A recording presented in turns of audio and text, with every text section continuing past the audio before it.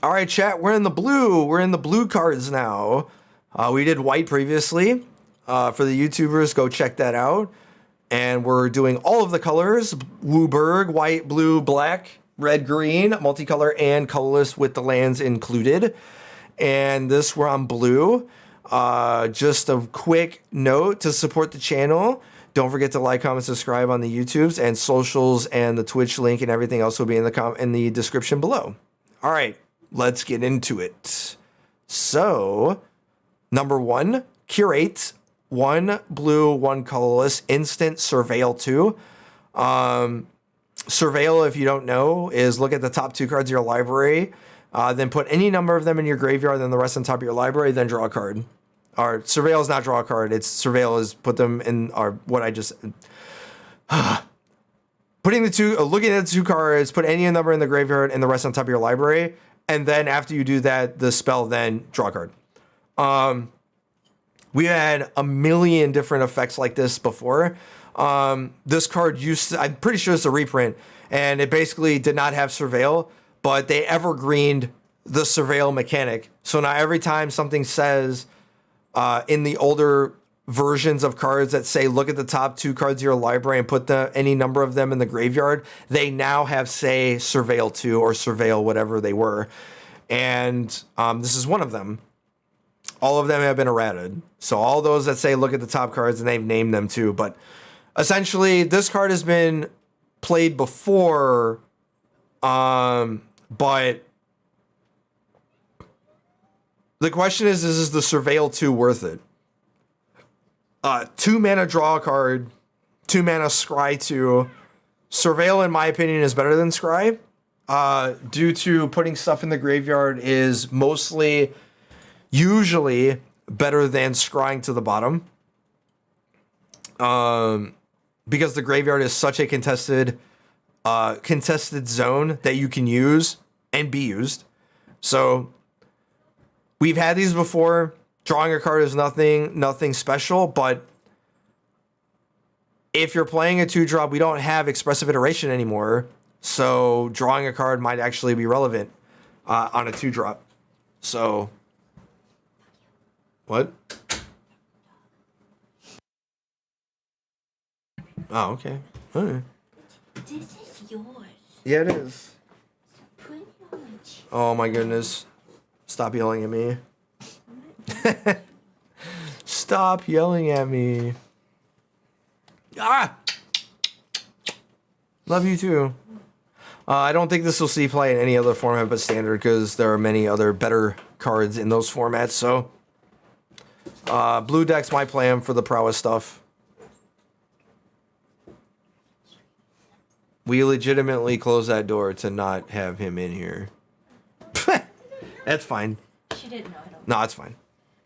Defabricate. 1 colorless, 1 blue, instant. Choose 1 counter target artifact or enchantment spell. If a spell is countered this way, exile it instead of putting it into owner's graveyard. Counter target activated or triggered ability. So choose 1. So usually null effects are kind of whatever.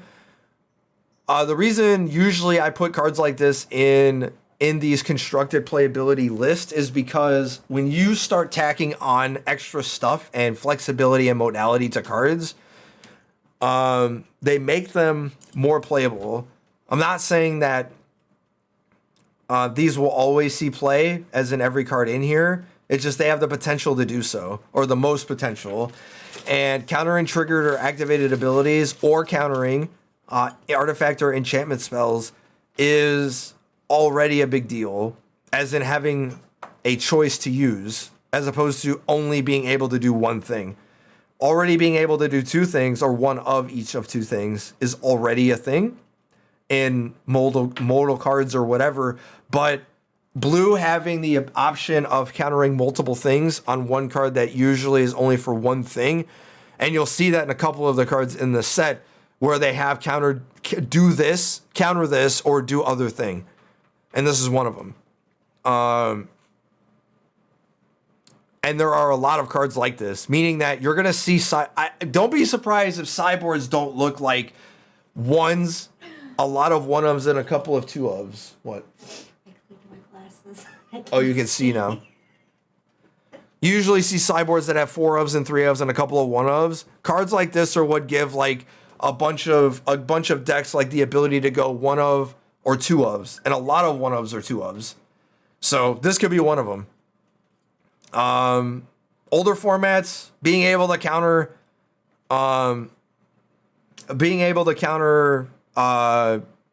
planeswalker abilities, cycle abilities, stuff like that, is nothing. It's nothing to sneeze at. Or is this something to sneeze at? Maybe. So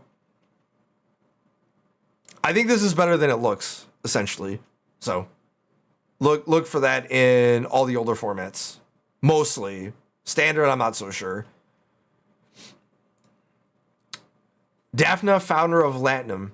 1 blue, 1 colorless, legendary human artificer advisor. 2/1. 1 blue, 1 colorless. Activate. Return target artifact you control to owner's hand. 3 tap copy target artifact spell you control. Your copy becomes a token. Bless you. Bless you again. Times 3. Thank you. So I have no idea what deck wants this, but as you'll see in the later part of the set review, there's a mechanic that we'll talk about that returning artifacts is a big deal. There's an issue though.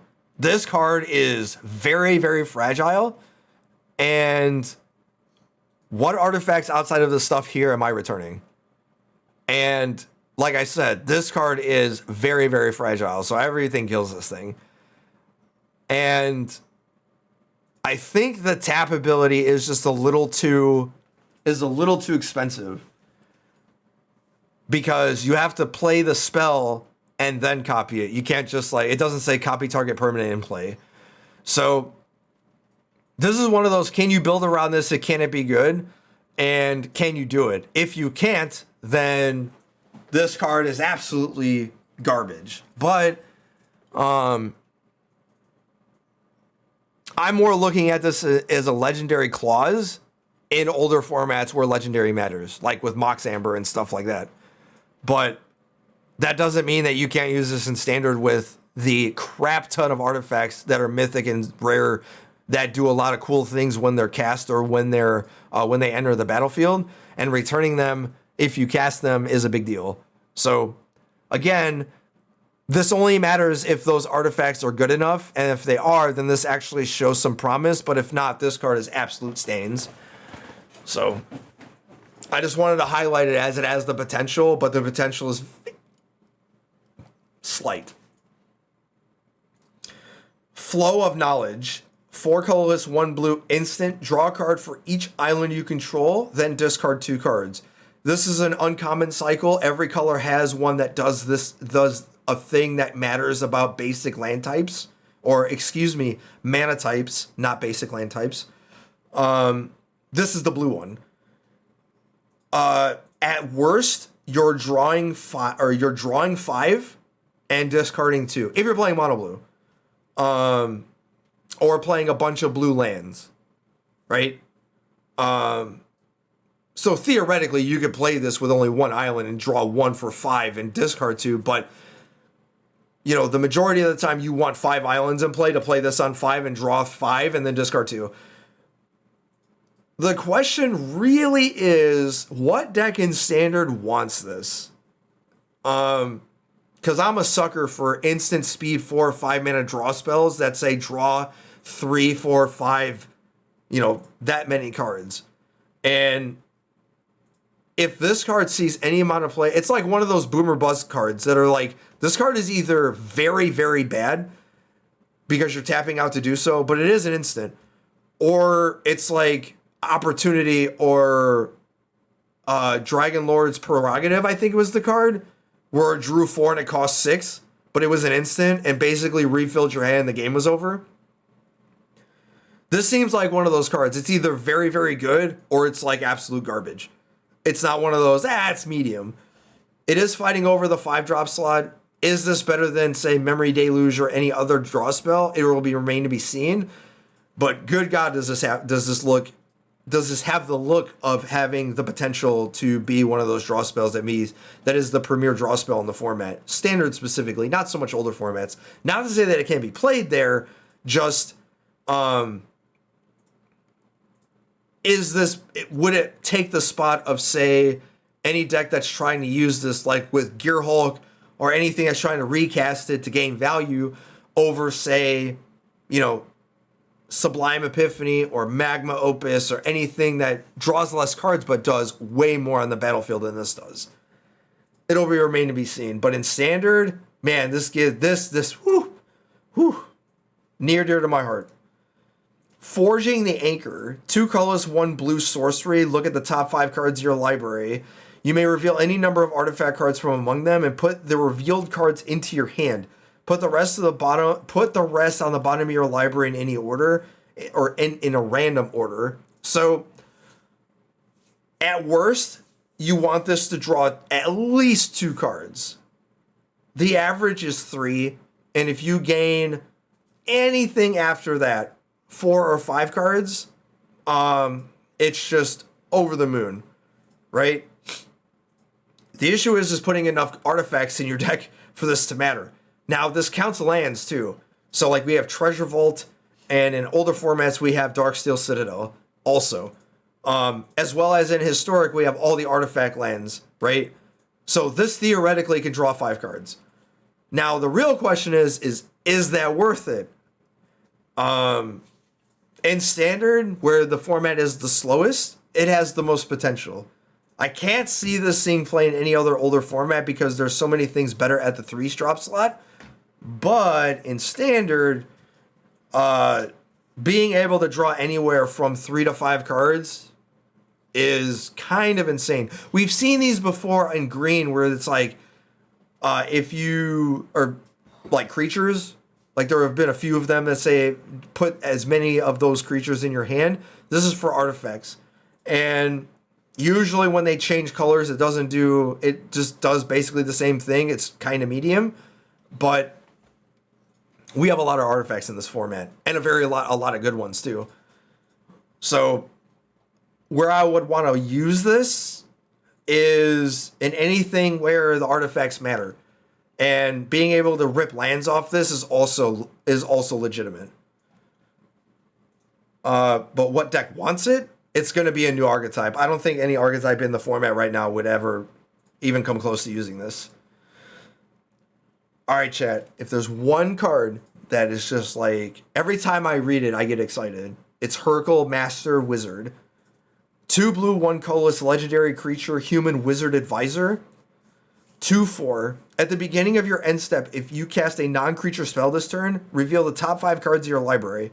For each card type among non-creature spells you've cast this turn, you may put a card of that type from among the revealed cards into your hand. Put the rest of them at the bottom of your library in a random order.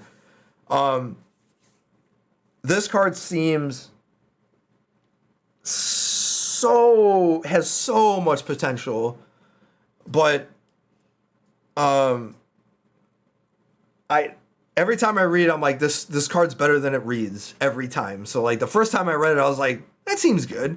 Then I read it again, like this card seems good. And then I read it again. This card seems insane, right? It's like one of those things where if you untap with this and you're playing, like, this is one of those build around cards, right? As in, you're playing artifacts, you're playing enchantments, you're playing instants, you're playing sorceries, you're doing everything. Planeswalkers, right? This card seems to me pairs really well with like braids, where you're playing like all these different card types, and you want to sacrifice all them to get value. And then you're doing like this permanent style. This is one of these build around cards that, like, if you're able to do it, this just draws you so many cards. And the reason why I think it's very good is because it doesn't die to cut down. So you play this on 3 and you untap with it, you're doing the thing. So like you're playing like Considers, you're playing like Braids, you're playing enchantments like Finding of the Third Path. You're playing different types of artifacts, like a couple artifacts we'll talk about with the new mechanic, and just like there's so many things you could do with this. And I think a lot of people are not really taking into account how insane this can be, especially in older formats where the things that you're playing with are really, really cheap, like Mistress Bauble, Wrenn and 6, all the 1 and 0 cast spells, like, you know, Mutagenic Growth. Not saying you would have. Thank goodness that Gitaxian Probe is gone, right? Mox Amber. So like, there's so many things you could do with this, and like I want to do it in every format. And this is one of those cards that I just want to do it in every format, right? So this is one of these build around cards that I can't wait to mess with. And it's one of the things that we'll do today is like build around with this in like all 3 formats. But the fact that this doesn't die to a Braid or Cut Down or the majority of the removal in the format is just awesome. Hurkyl's Final Meditation. 3 blue, 4 colorless instant. As long as it's not your turn, this spell costs 3 more to cast. Return all non-land permanents to their owner's hand. End the turn. Ending the turn basically means that when this resolves, it exiles itself, because as it's resolving, it's still on the stack. And ending the turn means once the spell resolves and the turn is ended, that's it. There's no stack. And there's reminder text just to let you know. But that's basically how it reads. So 7 mana is a lot. And a few content creators have seen this and are just like, this is the new Flooded Tears. This card's absolutely insane. And ending the turn is awesome. And they're right. Ending the turn is awesome. Time Stop and many other Discontinuity and many other cards that say end the turn or the turn ends or whatever, right? There's an issue though. It doesn't do anything else. It's not like Flooded Tears where you create this critical mass of stuff and then you get something when you cast it. This card just says you just end the turn and that's it. There is no anything else. And it costs 7.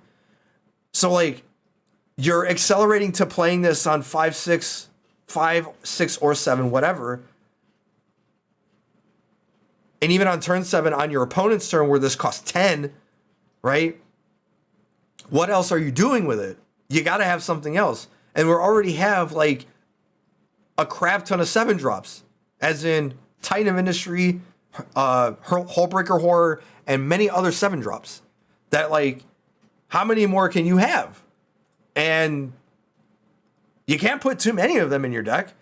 And you got to have something in play. And you're returning all your stuff. So you basically have to play a smaller game to where, you know, you do that and you're getting more value out of it than your opponent is. Kind of like how Upheaval was, where you made a crap ton of mana and then you cast Upheaval and then you cast all your stuff on the same turn and then you dared your opponent to beat you from that position. The issue with this card is you don't return lands and the turn ends with everybody's stuff in their hand. So you're basically daring your opponent to basically beat you from a position that you've returned all their stuff. I don't see it because you're playing this usually on your turn, which is sorcery speed to end the turn, right? So I'm not sure where this card lies, but I don't see how good this is outside of like a very niche, like small metagame share. Maybe a control like Mirror Breaker card in your sideboard where they're playing Hullbreaker Horse and you just wait for them to do it and you just end the turn. You can't counter it. And that's how you get rid of it. Like, all right.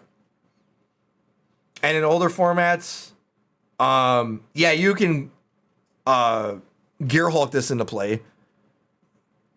So that's kind of cool, actually. Might try that. One with the multiverse. 2 blue, 6 colorless enchantment. You may look at the top card of your library at any time. You may play lands and cast spells from the top of your library. During each of your turns, you may cast a spell from your hand or the top of your library without paying its mana cost. So we have had Omniscience and many other cards like Jacob and other cards that flip that give you the ability to cast stuff for free. And if you had specifically Omniscience, how many cards does it take to, get the full value of ending the game? And really, it doesn't take much, like 1 or 2 cards and the game's over, right? And if you're already doing that, then so be it. The issue with for me is, how are you getting this into play? So at 8 mana, if you cast this and resolves and you're not dead, then I guess the game's over. But not really, because you have to actually play win conditions. So I'm unsure where this fits, but a lot of the stuff that we've talked about so far with the Hercules spell and a couple others where they have like big mana costs, you're accelerating into this stuff. But we already have Hullbreaker Horror, and that's not taken over the format, surprisingly. So I don't know if any of these other hugely costed stuff is going to do anything. It'll remain to be seen, but man, there are a lot of very, very high costed stuff in this format, and all of them just waiting to be used. I don't think there's anything you could do with this in older formats, since all the older formats have literally Omniscience in them. So this is a standard card only. Fun though, cool looking. Scatter Ray. 1 blue, 1 colorless, instant, counter target artifact or creature spell unless its controller pays 4. Basically better essence, well, not better, but a side grade to Essence Scatter, where it not only counters creatures but also artifacts, which will be relevant in this format. It's a not better, but a side grade to Mana Leak, where you add a cost. So instead of 3, it's 4, but you can only counter artifacts and creatures. This will see play, and I don't think it's close. Being able to counter artifacts or creatures is the majority of the spells in this format, especially in the early game. Cards like Tenacious Underdog, Shieldred, and Graveyard Trespasser, and many other 2s and 3s that are creatures or artifacts. The main issue is that this does not counter Fable, and that's annoying. So you're probably not playing 4 of these. You're probably playing like 2 or 3. But this is a very good counter spell. So I don't think this will see playing anything else other than standard, because you got Censors and Drawer's Disruptions and Mana Leaks in Modern and many other better counter spells in those formats, but this is still very, very playable in Standard. But that's about it. Sky Strike Officer. 1 blue, 2 colorless, 2/3 human soldier, flying. Whenever a Sky Strike Officer attacks, create a 1/1 colorless soldier creature token. Tap. 3 untapped soldiers you control, draw a card. This card's insane. So your whole soldier deck is 1, 2, and 3. And if you're able to play 1, 2, and 3, you're drawing a card. So this is worse Crypt Breaker for the tribal deck. But if you're able to draw any cards off this, you're already winning. Especially if you're able to attack with this and still draw a card after that. So the only thing that sucks is this thing dies to cut down, albeit if you're not playing any lords, which we do have the Soldier Lord, by the way. But this is probably your go-to for drawing extra cards when you don't want to play Wedding Announcements and you just want to just get in there. This could be better than the 3-drop enchantment that gives you that. But this also there are so many ways to draw cards in blue and white right now for creature decks. It's almost impossible for me to believe that control decks have any shot. Like the soldier deck, just the soldier deck in general already has so many cards going for it, and we haven't even talked about all of them. There's still more, right? Aggro looks very good in this format, and I can't wait to give people to beat down. All right. Splitting the Power Stone. 2 colors, 1 blue sorcery. As an additional cost to this spell, sacrifice an artifact. Create 2 tapped Power Stone tokens. If the sacrificed artifact was legendary, draw a card. As I said before in the previous color, the power level of these Power Stone cards will really depend on how powerful the Power Stone mechanic is and what they'll do to the format, specifically in Standard. This being able to accelerate you from 3 to 5, possibly 6 on the next turn is a big deal. And the artifact deck already wanted something like this. And I put this in here not just for Standard, but in Explorer, not Pioneer, Explorer, although it might be too slow with a couple of cards coming from this set into Explorer, but that sacrificing a legendary artifact to draw a card like Mox Amber or some 1 or 2 drop that's legendary, that's an artifact obviously, will be able to give you basically what you sacrificed in a card drawn and the Power Stone tokens. And there are a lot of artifact stuff in Historic and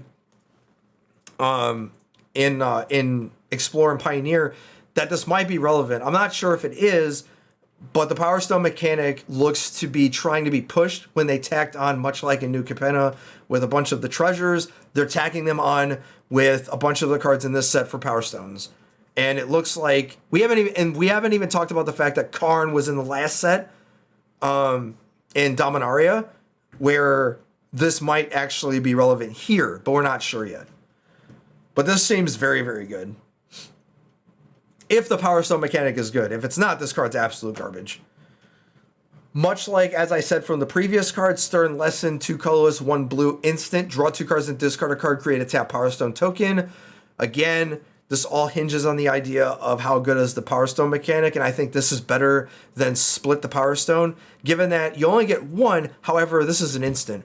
So you get to draw 2 cards and bin a card, so you're gaining card disadvantage, or you're spinning your tires here, but you get a Power Stone token, so you accelerate at instant speed. Instead of getting a land like you usually do with green, you get a Power Stone token.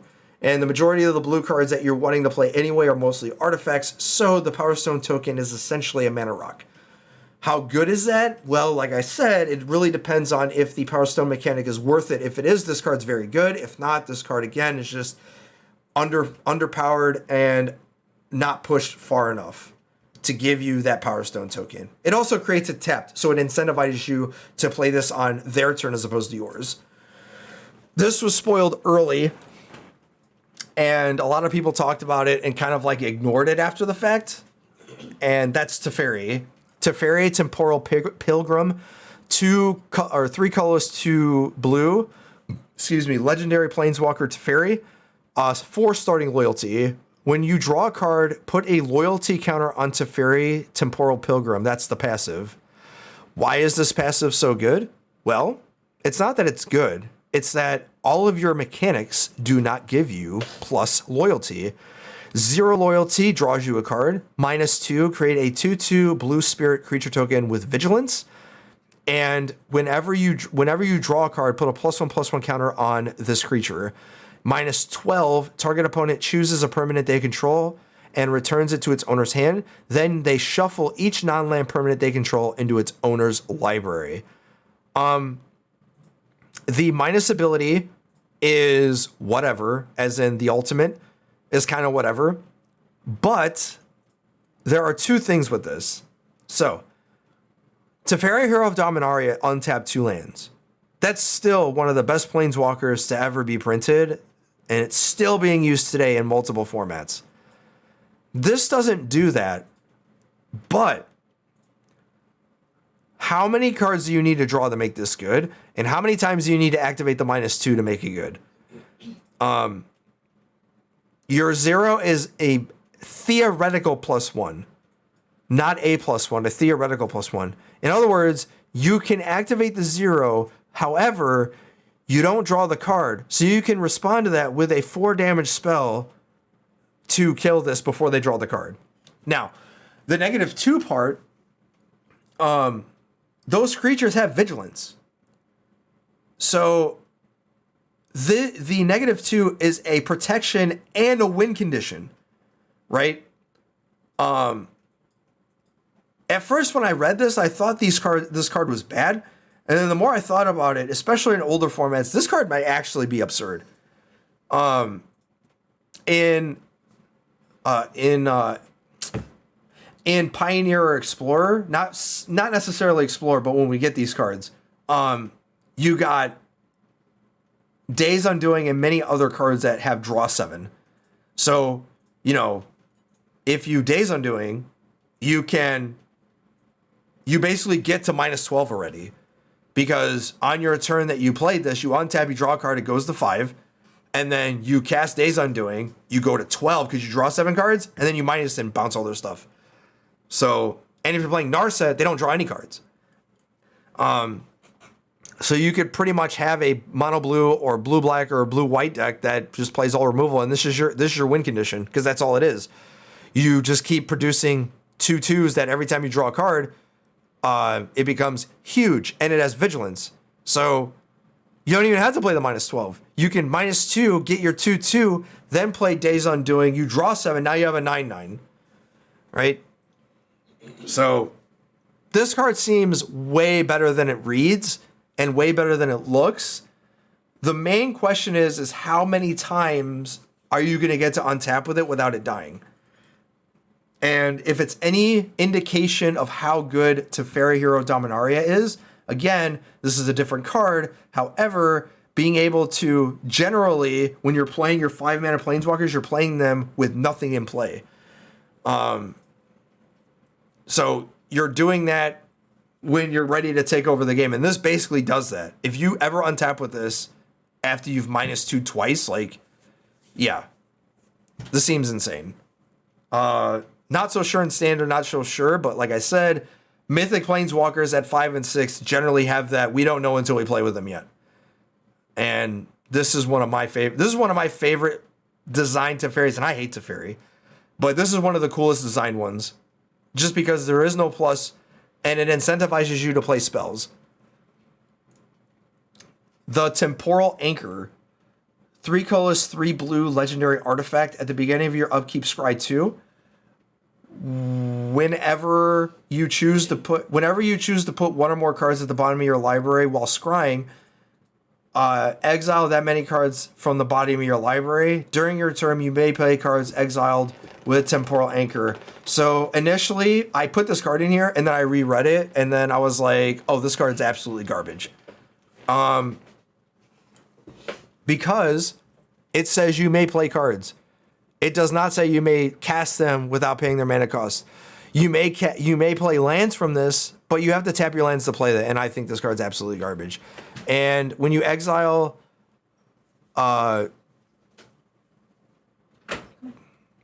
now what this does say is, when you do play the cards, when you exile them, you're not exiling them under the anchor. In other words, you're not using, say, Jacob or any of those other cards where if you get rid of the card, then you get rid of those. If you get rid of Anchor, you get rid of those cards. This card doesn't read that way. It just says that you're exiling that many cards from the bottom of your library. You're not exiling them under Temporal Anchor. You're just playing those cards that were exiled with it. So it just depends on how it reads, and it reads that it's not exiling them under Temporal Anchor. They're just exiling them. It just depends on how the ruling is. If it exiles them regardless, and it's not under the anchor, you just play them with the anchor, as in this has to be in play to do so, then this card actually might not be that bad. But if you get rid of this and you get rid of all those exile cards that it doesn't say if they're face up or face down, but if they were face down, it would say so. I'm pretty sure. Then then this card is much worse. Thopter Mechanic. 1 colorless, 1 blue, Human Artificer, 2/1. Whenever you draw your second card each turn, put a +1/+1 counter on Thopter Mechanic. When Thopter Mechanic dies, put a +1/+1 colorless Thopter artifact creature token with flying. So this is one of those mid-range cards. And usually these draw second card cards aren't that good, but this replaces itself even if it's a 1/1. And cards that have said when you target this or when it dies you get value, always see play, always. Constructed play too. So like Thorn Lieutenant in green saw play, a lot of play. Even the 1-drop or the 2-drop from white, it was a vampire. I can't remember what the name of it was, but it was like a 2/1, and when it died, you got a 1/1 white vampire with lifelink into play. And there were just so many different cards that have this clause of getting an extra creature, and it's essentially extra value. So theoretically, it could be a 2-for-1. And cards like that always, not always, but virtually always see play. And this one is no exception, especially when drawing 2 cards or your second card is not hard to do with a bunch of cards, especially in blue and black and sometimes red. So don't be surprised to see something like this, especially when something I use as Thopters. So, but that's what I would do with this. Specifically with blue-black, with Kaido, and many other cards that just incidentally draw you a second card. I'm not sure about this in older formats, but specifically standard, yeah, I can see this being played. There's so many cards in this set specifically that die to like Bone Crusher Giant that I don't think this is worth it. Urza's Command.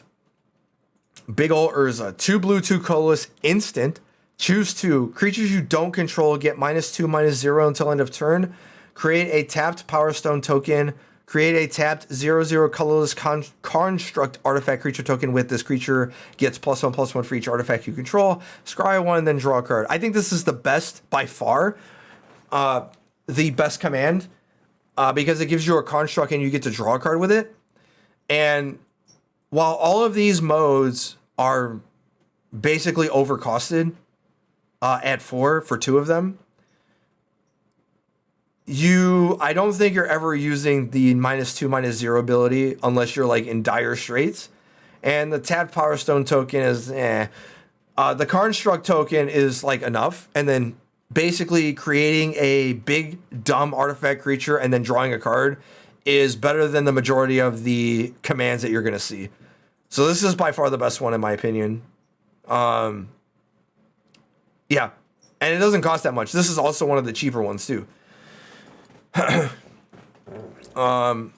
I'd play this a lot actually. And if you're able to ever copy this spell and get another construct and keep, yeah, I think this card's very good.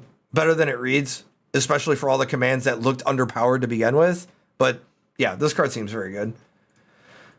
Urza's Rebuff, 2 blue, 1 colorless, instant, choose 1 counter target spell or tap up to 2 creatures. Again, like I said, cancel effects were already good, but tacking on an extra do something else with your counter spells. So when you draw them in the late game, they're not terrible.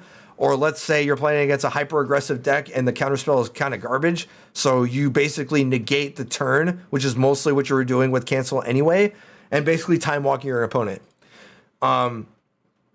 Is it good enough to play?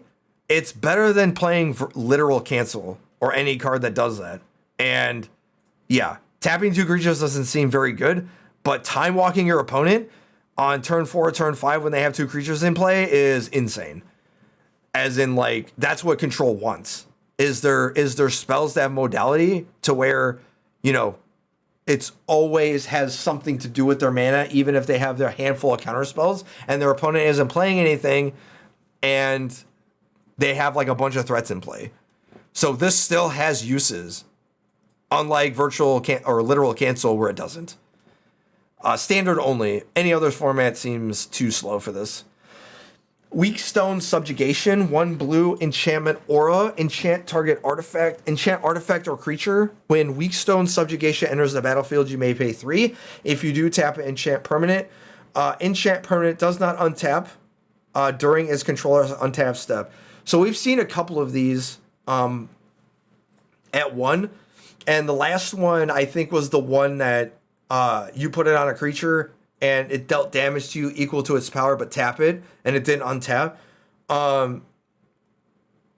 This is sort of the same thing in that you're probably taking the damage, but you don't have to.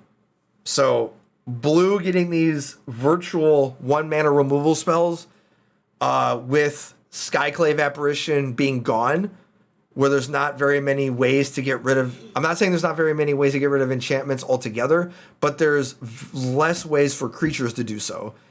Yeah, we got Tears, we got Disenchant coming back, and many others, but this is still a 1-mana removal spell. So, virtual removal spell, I should say. And being able to have the clause of its scaling with it, you may pay 4, and have it not deal damage to you is also relevant. Only in standard. And this seems like a limited all-star too. Wing Commando, 2 colorless, 1 blue, 2/2 flying human soldier prowess. I put this in here as this seems like one of those cards, not for constructed, even though I'm not saying it will, just it has potential given that it flies in as prowess, but it is a little underpowered. However, in limited, this card seems absurd. Windrake, 3-drop 2/2 flyer is already good. Now you give it prowess, which is, if you don't know, prowess is whenever you cast a non-creature spell, this creature gets +1/+1 until end of turn. This card is insane. Look to cast this or take it in draft and always use it in limited as in sealed. I don't really play that much limited, but I know good cards when I see them, and this is one of them. And it's very rare that I name them out altogether because I don't play limited at all. But this card seems very, very good in limited. Zephyr Sentinel, 1 blue, 1 colorless, human soldier, 2/1 flash, flying. When Zephyr Sentinel enters the battlefield, return up to 1 other target creature you control to its owner's hand. If it was a soldier, put a +1/+1 counter on Zephyr Sentinel. If there is a soldier that I don't know about that gives a bunch of ETB effects, this card's absurd. But if there isn't, then this card's kind of garbage. So, like, I think all the good soldiers, like really, really good, are... hold on. I'm going to look up something real quick. Yeah, so Thraben Inspector is a soldier. Obviously not in this format, but that's what I'm talking about. Is if there are soldiers that have ETB effects that do basically that, then so be it. Also, Zephyr Sentinel goes very, very well with the white enchantment that is the 3-mana value draw card thing, where you play, you know, the reinforcement soldier that gives you 2 bodies for 2 mana, but it's they're 1/1s, sort of like the creature version of Raise the Alarm. And then you bounce it with this, and you get a 3/2 that blocks, you know, any of the 3-drops like Corpse Appraiser and Graveyard Trespasser. And this basically bounces those creatures, and you get revalue with them, along with drawing a bunch of cards. So you can have the flashy version of soldiers that plays like a more tempo-y style strategy, or you just play the outright beatdown plan. And that is what is so cool about standard formats that have all of these cards that have modality and playability, to where when the meta shifts, your deck can change as opposed to always staying the same, and there's not very many decisions.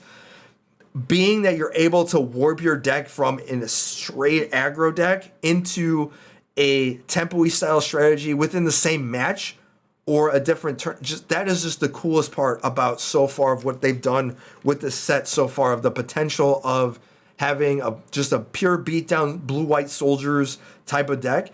and then like either through the sideboard or even from week to week, where your soldier deck goes from this pure aggro deck to a tempo-y, bouncy type of, you know, draw some cards, play some spells, and, you know, bounce your stuff and do that type of back and forth. That's just like the coolest thing so far from this set, coupling with the Dominaria set.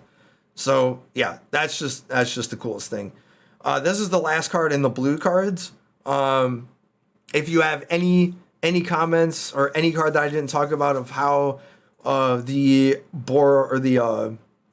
Brothers War blue cards were, something I didn't talk about or something that you think was relevant that was not in here, be sure to put it in the comments. Shoot me a message or a DM on Twitter or join the Discord. All the socials will be in the description below. Also, as I said in the beginning, but again, to support the channels and the content here, don't forget to like, comment, subscribe. And we're going into Twitch. Stream, going into the black cards and YouTubers. You'll see the black cards here very, very soon. So see you in the next one.